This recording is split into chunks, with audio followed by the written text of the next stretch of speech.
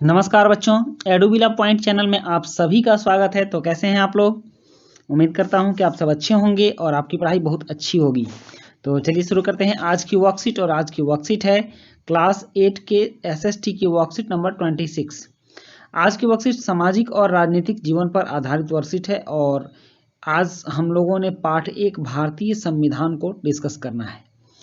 तो संविधान बनने की प्रक्रिया पर हम आज बात करने वाले हैं। 20वीं सदी आते आते मतलब 1900 ईस्वी आते आते, 20वीं सदी का मतलब कि 1900 प्लस 1901 हो गया 20वीं सदी शुरू। तो 20वीं सदी तक आते आते भारतीय राष्ट्रीय आंदोलन कई दशक पुराना हो चुका था। आपने पीछे पढ़ा होगा कि 1857 से ही भारतीय राष्ट्रीय आंदोलन की लड़ाइयाँ चल रही थी। तो कई दशक मतलब 5-6 दशक पुराना हो गया, 50-60 साल पुराना हो गया। स्वतंत्रता संघर्ष के दौरान राष्ट्रवादियों ने, राष्ट्रवादी मतलब कि जो भारतीय राष्ट्र के पक्ष में थे, इस बात पर काफी विचार किया था कि स्वतंत्र भारत किस तरह का होना चाहिए। ब्रिटिश शासन के अंतर्गत उन्हें जिन नियमों को मानना पड़ता था वे उन्होंने खुद नहीं बनाए थे। मतलब जो यहाँ राष्ट्रवादी थे, जो राष्ट्र के चिंतक थे, जो राष्ट्र के बारे में सोचते थे, उन लोगों के सामने कुछ चुनौतियां थी कि जब भारत स्वतंत्र होगा तो इसकी शासन पद्धति कैसी होगी, क्योंकि भारत में अलग अलग तरह के लोग रहते थे, अलग अलग धर्मों के लोग रहते थे, अलग अलग भाषाएं बोलने वाले थे। तो किस तरह की शासन व्यवस्था होनी चाहिए जो कि सबको मान्य हो।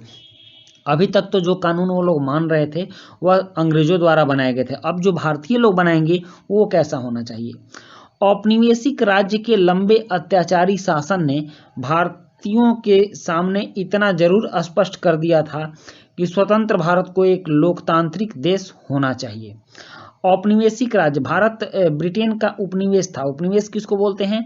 जहां पर साम्राज्य फैला जाता है अपने आर्थिक उद्देश्य की प्राप्ति के लिए, अपने व्यापार की उन्नति के लिए। अगर कोई किसी साम्राज्य को अपने अंडर में किया जाता है या किसी क्षेत्र पर अपना आधिपत्य जमाया जाता है तो उसको उपनिवेश बोलते हैं। तो भारत भी ब्रिटेन का उपनिवेश था, यहाँ से उसको आर्थिक फायदा हो रही थी।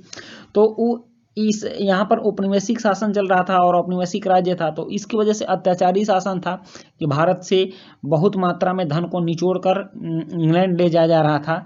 तो उसके सामने ऐसा स्पष्ट हो गया था उस शासन में कि स्वतंत्र भारत को एक लोकतांत्रिक देश होना चाहिए। ऐसा देश होना चाहिए जिसमें कि सभी लोगों की भागीदारी हो, उसमें प्रत्येक नागरिक को समान माना जाएगा और सभी को सरकार में हिस्सेदारी का अधिकार होगा।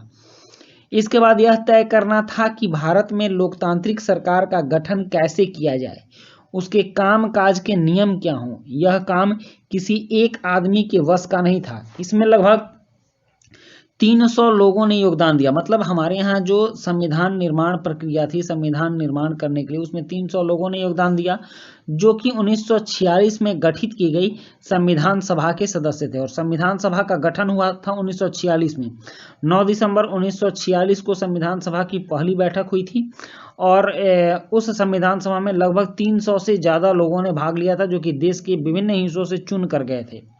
भावी संविधान के निर्माण के लिए, मतलब जो संविधान निर्माण होना था उसके लिए अगले 3 साल तक संविधान सभा की बैठकें होती रही। जो बैठक 1946 में शुरू हुई वह 1949 तक चलती रही। और आपने ये सुना भी है कि 26 नवंबर 1949 को हमारा संविधान बनकर तैयार हुआ था। तो यह लगभग 3 साल तक संविधान सभा की बैठकें होती रहीं और इस बात की चर्चा उसमें होती रही कि संविधान में क्या क्या होना चाहिए ताकि देश के सभी वर्गों के सभी लोगों को मान्य हो।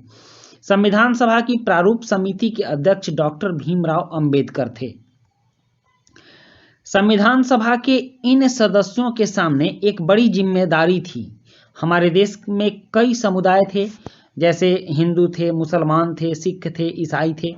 उनकी न तो भाषा एक थी और न धर्म एक था, न ही एक जैसी संस्कृति थी। वैसे भी जब संविधान लिखा जा रहा था उस समय हमारा देश भारी उथल पुथल के दौर से गुजर रहा था। बहुत सारे दंगे हो रहे थे, देश का बंटवारा हो रहा था, सब लोगों को अपने अपने स्वार्थ की राजनीति भी पड़ी हुई थी। तो ये सारी चुनौतियां भारतीय संविधान सभा के समक्ष थीं। लेकिन इन सदस्यों ने अपने दायित्व को निष्ठा से निभाते हुए एक ऐसा दस्तावेज तैयार कर दिखाया जिसमें राष्ट्रीय एकता को बनाए रखने के साथ साथ विविधता के प्रति गहरा सम्मान दिखाई देता है। मतलब हमारे देश में राष्ट्रीय एकता तो बनी रहेगी, लेकिन यहाँ जो विभिन्न तरह के लोग रहते हैं उनके लिए भी हमारा संविधान एक सम्मानित दस्तावेज होगा और उनको भी एक सम्मानित जीवन देगा। अब है संविधान के मुख्य लक्षण या आयाम। संविधान का सबसे मुख्य लक्षण क्या था कि यह संविधान संघवाद पर जोर देता था और भारत में संघवाद के लिए लाया गया। भारतीय शासन पद्धति एक संघीय शासन पद्धति बनाई गई। संघवाद, इसका मतलब देश में शासन चलाने के लिए विभिन्न स्तरों पर अलग अलग प्रकार की सरकारों का होना। संघवाद का मतलब होता है संघीय शासन, मतलब जिसमें कुछ संघों का शासन हो, तो उस तरह का। जैसे हमारे देश में 3 स्तरों पर सरकार काम करती है। पहला राष्ट्रीय स्तर पर केंद्र सरकार, दूसरा राज्य स्तर पर राज्य सरकार और तीसरा स्थानीय स्वशासन जिसमें पंचायती राज व्यवस्था ग्रामीण क्षेत्रों में काम करती है और नगरीय क्षेत्रों में नगर निगम प्रशासन काम करता है। तो इस तरह से त्रिस्तरीय सरकार हो गया, केंद्रीय सरकार, राज्य सरकार और पंचायती सरकार। इन तीनों सरकारों का संघ मिलकर भारतीय शासन व्यवस्था को चलाता है।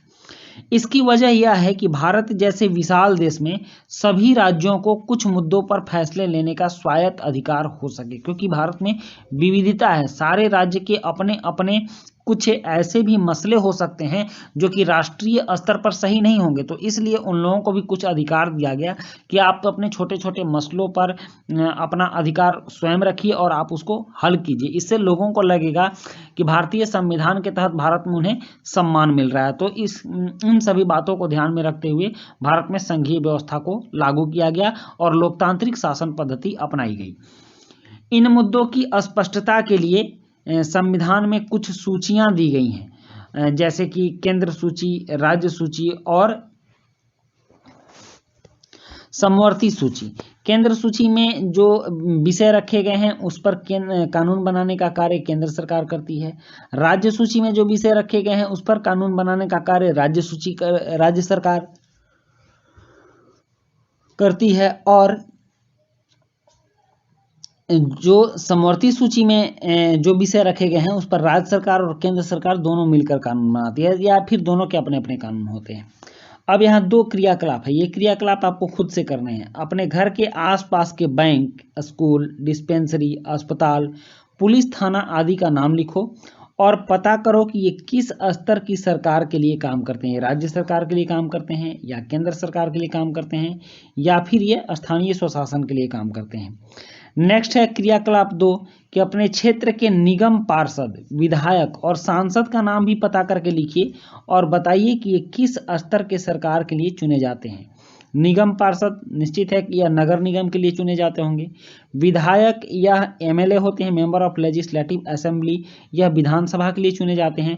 और सांसद को एमपी बोला जाता है, मेंबर ऑफ पार्लियामेंट, यह भारतीय संसद मतलब केंद्रीय सरकार के लिए चुने जाते हैं।